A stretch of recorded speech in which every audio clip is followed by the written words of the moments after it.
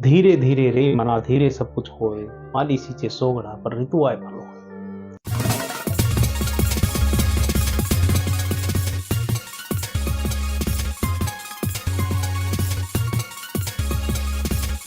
Health, wealth, relationship, parenting and productivity के लिए देखिए ओपी बागड़ी शो।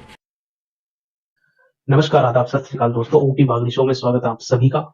दोस्तों, आज हम इस बात को समझने की कोशिश करेंगे कि रिदम का, लगातार अभ्यास का, कंसिस्टेंसी का जीवन में क्या महत्व है।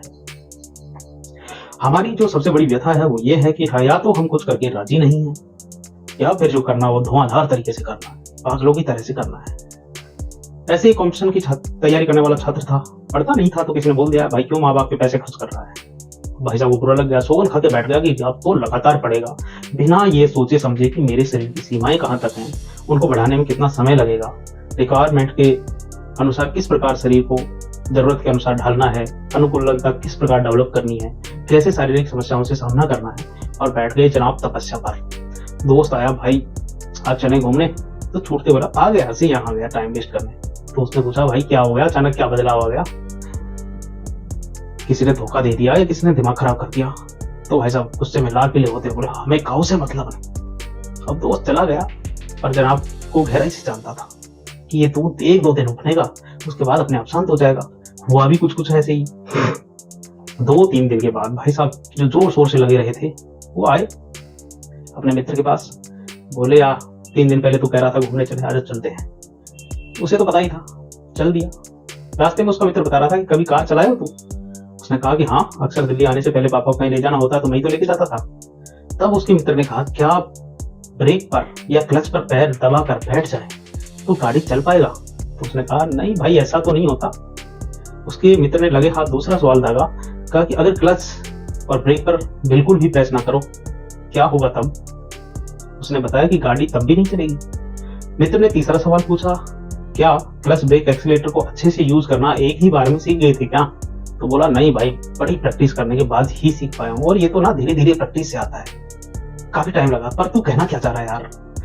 भाई तब उसका मित्र बोला कि बिना धीरे धीरे प्रैक्टिस के कॉम्पिटिशन की तैयारी नहीं होती, समय, संयम और कंसिस्टेंसी चाहिए इसमें, तब सफलता मिलती है।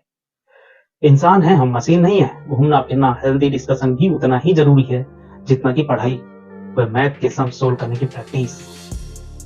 तो अभी आपको मैंने सुनाया था दोहा कि धीरे धीरे रे मना धीरे सब कुछ होए, माली सींचे सोगड़ा पर ऋतु आए भलो।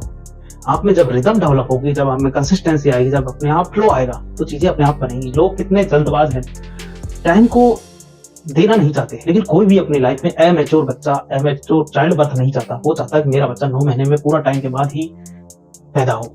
कोई नहीं चाहता 3 महीने पहले उनका बच्चा जन्म ले ले। बाकी सारी चीजें उनको जल्दी जल्दी चाहिए। तो दोस्तों, जो काम प्रकृति की रफ्तार से हो रहे हैं उनको होने दें। जो पढ़ाई 2 साल की है उसे 6 माह में करवाने की कोशिश करोगे तो बच्चों पर उल्टा असर पड़ेगा। ऐसे में तो कई बार बच्चे उल्टे सीधे डिसीजन ले लेते हैं जो ठीक नहीं है। आपको ये समझना होगा कि 0 या 100 पर कोई जीवन नहीं चलता। आपको मध्यम मार्ग पे होना पड़ेगा, एक फ्लो में चलना पड़ेगा, तभी जीवन की बेहतरी है। रिदम के साथ जी सकते हैं जीवन को, बिल्कुल नीरसता के साथ या हमेशा फुल मौज मस्ती के साथ जीना चाहते हैं तो ऐसा नहीं चलता। जीवन में एक रिदम का होना, मेहनत व मस्ती का एक हेल्दी रेशियो का होना बहुत जरूरी है।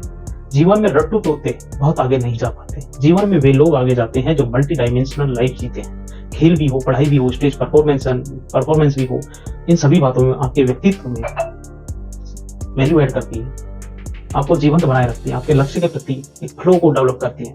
करत करत अभ्यास के जड़मति होत सुजान, रसरी आवत जाते सिल पर पड़त निशान। तो अभ्यास का अपना महत्व है, अपनी कैपेसिटी को बढ़ाते रहें, सफलता आपको जरूर मिलेगी। आज के लिए इतना ही।